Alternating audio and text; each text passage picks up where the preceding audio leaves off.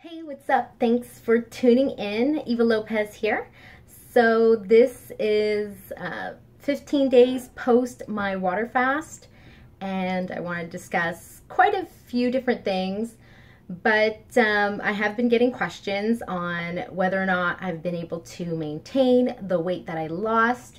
So when I ended the fast, I was 105, and now I am weighing 112 pounds. So I have gained 7 pounds, which I expected, and the good thing is I did all my measurements, and after 15 days of my water fast, well, since I completed the water fast, my measurements have stayed the same. So that is, for me, the most important part. What I think my scale is showing is probably gained a muscle, because during the 25 days that I was doing my water fast, I didn't do any weightlifting whatsoever, and it was really great that I didn't lose a lot of muscle, because I had actually maintained a lot of the definition that I had gained from what I had been doing for months. So finally getting back, I pretty much went back to the gym immediately after I broke the fast.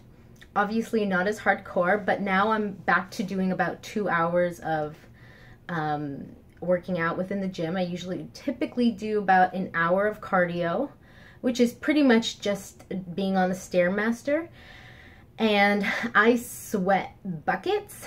It is my favorite form of cardio, and I will alternate leg day one day for an hour to an hour and 30 minutes, depending on how much time I have. And then the following day, I will focus on arms, back, and shoulders. And every single day, I try to add in about 10 to 15 minutes of abs, some form of using my ab straps, which I bought recently, which I'm so excited because I started using ab straps with my trainer, and now that I'm no longer using a personal trainer, I didn't have any ab straps. So I bought a pair, which for an amazing price. I think it came out to about $25. Flippin' amazing, and it's the best thing, because honestly, I feel like it rips my stomach into shreds. Like, it's just feels shredded after I do 100 pull-ups, I guess you can say, with the ab straps. So I am doing that every single day when I'm at the gym. I realized that the conditioning that I had, the level of conditioning that I had achieved before the water fast had been hindered due to the fact that for 25 days I wasn't doing any weightlifting. So I found myself having to go to lower weights and lower reps for every part of my body. So I'm not lifting as heavy as I was, and I'm not doing 30 reps. I'm doing 20 reps of everything right now, and I'll get back up to 30. So those are some of the changes. So for me, I do believe that some of the weight that I've gained has been muscle and water weight, because I wasn't having any form of sodium when I was doing the water fast. Now I'm eating food again, and it contains sodium. But anyways, I'm happy. I feel great. I feel energized, and I'm going to do another detox, and I'm planning on starting that tomorrow. So tomorrow is Saturday, or by the time I upload this, it will actually be Saturday, even though right now it's Friday. So Saturday the 11th of February, yeah. But it's not going to be a water fast. I will be eating.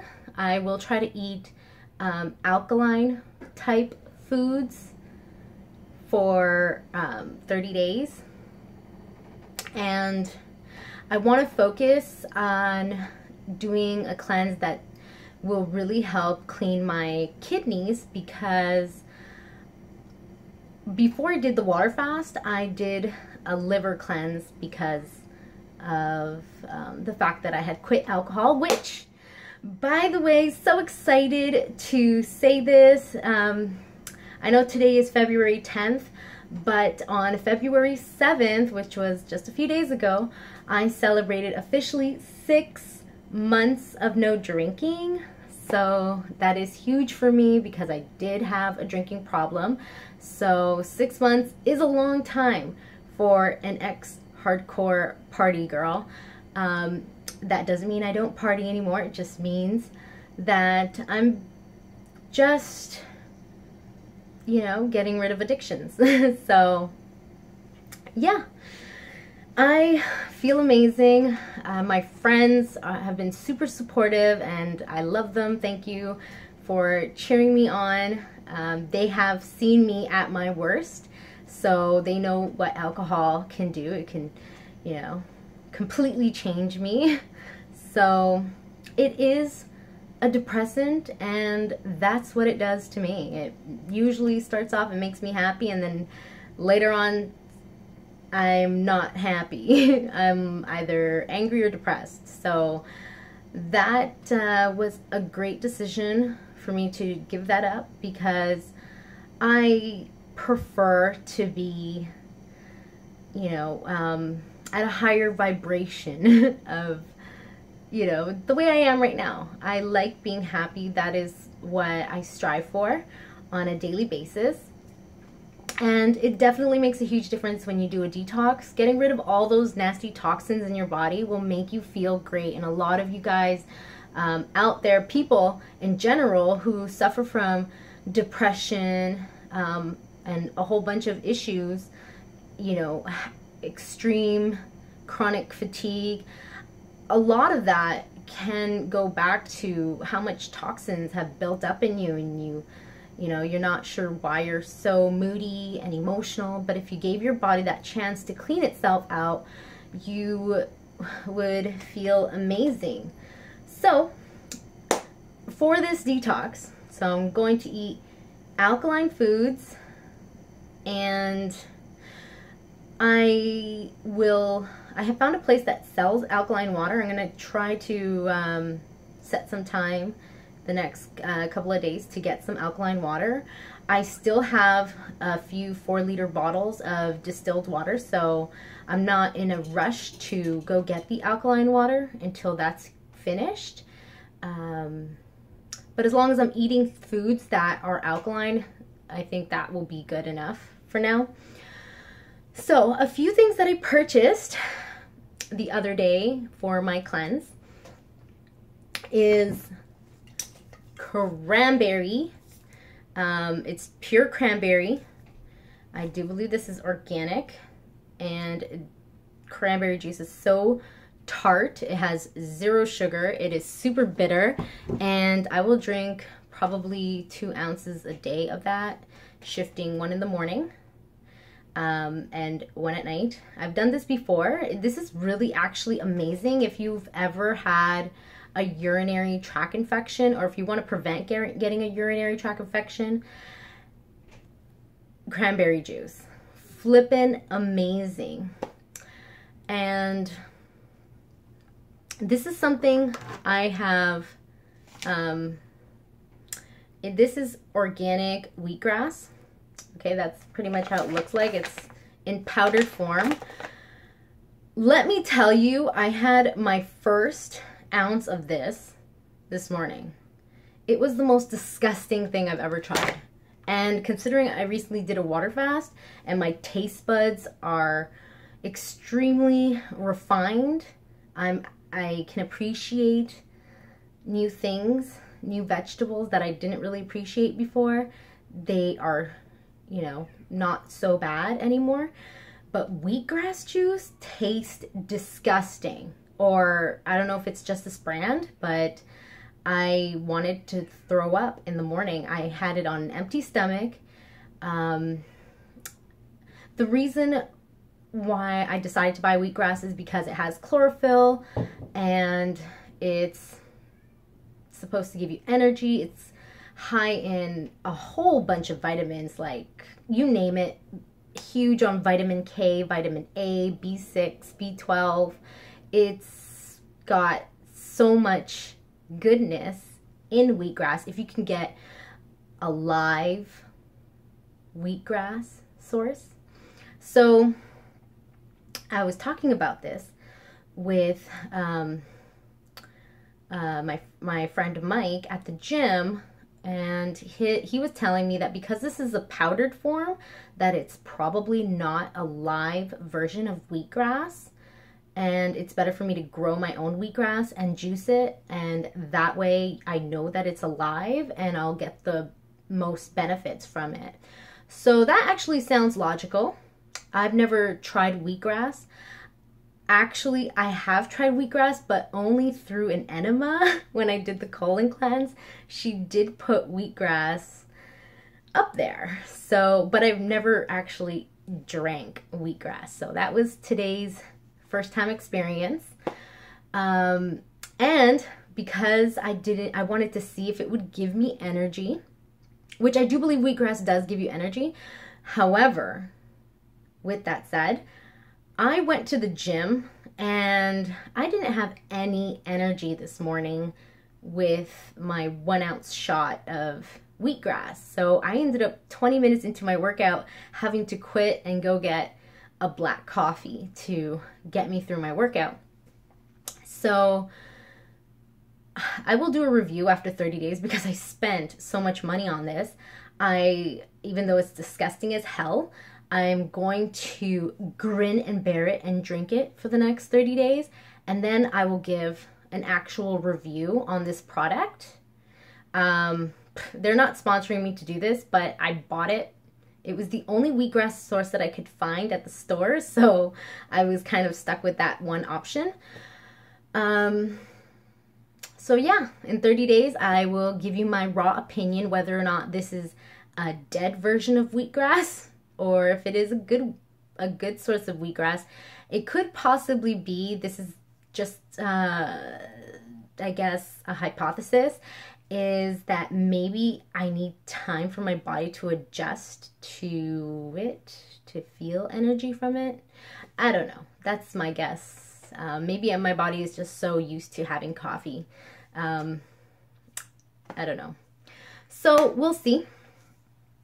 And okay, I also, within the next 30 days, I will take psyllium husk, 2 tablespoons every single day for my fiber and to eliminate, because I actually do the best form of elimination when I do 2 tablespoons of this and chug lots and lots and lots of water. And if you're trying to lose tummy weight, psyllium husk is really good, and it actually does make you feel full. So if you take 2 tablespoons and chug a lot of water before eating your food, 20-30 minutes before you eat, it will help you eat less. So that's enough about what I plan on doing the next 30 days detox. If you guys want to join me, let me know within the comments below. That would be cool. And by the way, if anybody has any tips on wheatgrass, let me know, because I'm a newbie to it. I just know it really is a great benefit to ingest it. Obviously, if you get the right source, but give me your opinions. I would like to hear, especially if you have experience on that topic. So, a book that I have begun to read is Tools of the Titans. This thing can also be used as a weapon. If somebody is trying to harass you, you can go boom. So, I have read more than a third of the book right now. It is very enlightening. It covers so many topics, pretty much mind, body, soul. And it's about the tactics and routines and habits of billionaires, icons, and world-class performers. I read that and I had to buy it. So, Tim Ferriss, amazing. He also wrote the book, The 4-Hour Work Week and The 4-Hour Body. I highly recommend it. I haven't finished it, but I'm in love and I'm hooked. I can spend a good hour reading it. And I'll talk about a few things in that book. But I also wanted to share another book that I read last month. January's book of the month was Start With Why by Simon Sinek. This is amazing for everybody, honestly, because I think everybody profits from knowing what their purpose in life is. And to start with why you're doing things is extremely important. I think when people don't know what their why is, that's when you can go into, you know, a rut. And in business, it's extremely important that you communicate to everybody why you're doing things. And I think that's what people follow, and that's what people will inevitably invest in you if they know exactly what you believe in. So Start With Why, I highly recommend that book. And okay, so I'm doing the 30-day detox, but I'm also doing, I've always kept a journal, and this is my journal. I think it's important to get something that's pretty to look at, that will motivate you to want to pick it up. And I read a lot of different things. I sometimes write, this could be considered my gratitude book. It's not like a Dear Diary type of scenario, but I write quotes, I write what I'm grateful for, I write poems, and obviously when I'm pissed off I write shit. So don't read my journal. What else? So something that I learned from Tim Ferriss's book is the 5-minute journal. So I'm going to challenge myself to do a 5-minute journal every single day. That doesn't sound so intimidating, a 5-minute journal, and I think this is a really healthy practice. It puts a lot of different things in perspective. So if you guys wanted to try that with me, that would be great and fun. Pretty much what he says is, in the morning, you write down, what will I do to make today great? So it puts the accountability on you, on what you're going to do to make today great. So you don't have to, you know, it's recommended you don't put something big, like pay off your mortgage, for example. Be realistic. You know, I wrote, just to give you an example, that what would make today great is to smile as much as possible to people that I encounter for the first time, strangers, and even maybe try to strike up a conversation with somebody randomly. I actually do like talking to strangers. So yeah, and honestly, I think we live in a day and age, especially if you live in the city, a lot of people, they find it really strange when you smile at them. If you smile at a guy, he may actually interpret it differently and he thinks that you're flirting. At least with me, it backfires on me. Sometimes I'm like smiling and I'm just like, I just want to smile. And, you know, people tend to smile back when you smile at them, but then some of them end up flirting with me, and then I'm just like, that's not what I was going for. I was just wanting to smile. But sometimes people need that. You don't know what people are going through. They could have just gone through a separation, a breakup, or their cat died, or they just lost their job. And when you smile, they, you know, a lot of people will reciprocate. But when we live in the city, there are also a lot of people that will find it weird. They'll be like, what do you want from me? So I get mixed reactions when I smile at people, but I love doing it because for that moment when I do smile at somebody and they do reciprocate, that makes me feel great because I'm just like, yeah, put a smile on that person's face. And then the other one is daily affirmations. I actually already do this where I will, you know, look at myself in the mirror and I'll repeat a specific statement to myself. But this is actually great because it actually puts pen to paper. And for example, today I wrote, I am a determined, strong woman. That was my affirmation. Now, that is the 5 minutes. Not even, I don't think that's, yeah. So that's pretty much what you have to do in the morning.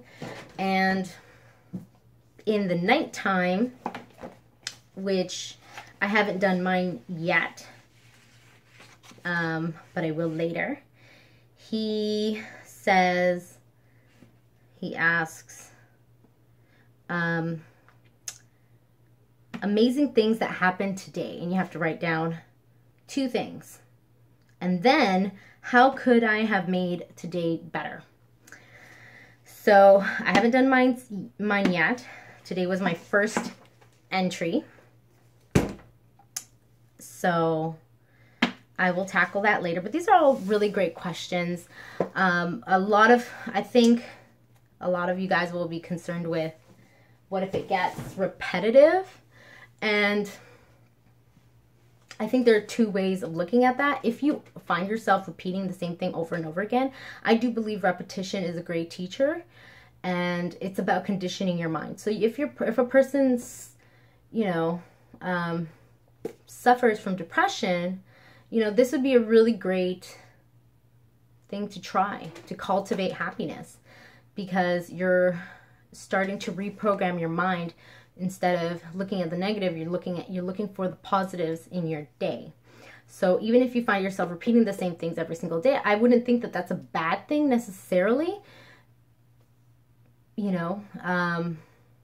but I also think it's important to do something like what Tim Ferriss does, is he categorizes the days. So one day he will focus more on looking at the great things, dealing with his health. And then another day will be focused on being grateful on business-oriented things, and, different categories for different days, so that your entry logs are not consistently the same. So, yeah, I think this is going to be a really great practice for me. And I just wanted to share that because I think this would benefit a lot of people. And trying to, I guess, there's not many things you can't control everything in life. You can't control other people. You can't control the environment that you live in. But you can control your mind and the way you perceive things and your procedure. So I think that if you can change your perspective and learn to change certain procedures, that, if you're doing something and it's not working for you, then you change the procedure and see what new outcome you can get. I think those are really great practices to help you cultivate happiness within your life. So, yeah. I'm super excited. So if anybody else wants to join me with the 5-minute journal, let me know in the comments below. You can direct message me on Instagram or Facebook or Snapchat, whatever, my social media. I do check it. I may not have the ability to answer all your messages, but I will try my best to get to your messages. So, that is quite a long video, 24 minutes, and I really appreciate all your support, all your likes. If you like this video, please share it and give it a thumbs up, and I will see you soon. God bless.